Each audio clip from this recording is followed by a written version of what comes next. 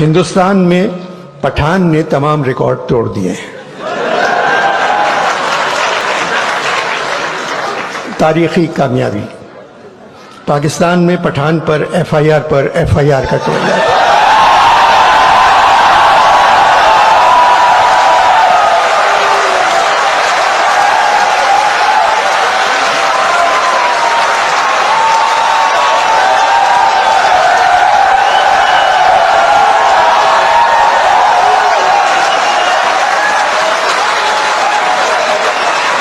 पाकिस्तान में पठान पर एफआईआर कटवाई जा रही है और मौजूदा हालात में पाकिस्तानी पठान की कामयाबी नज़र नहीं आती।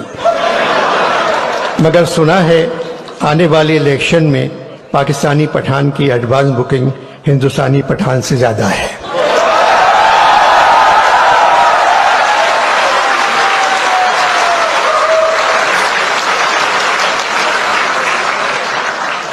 मेरा वतन पाकिस्तान नमक पैदा करने वाले मुल्कों में दुनिया पे दूसरे नंबर पे आता है, लेकिन नमक हराम पैदा करने वालों में नंबर 1 है।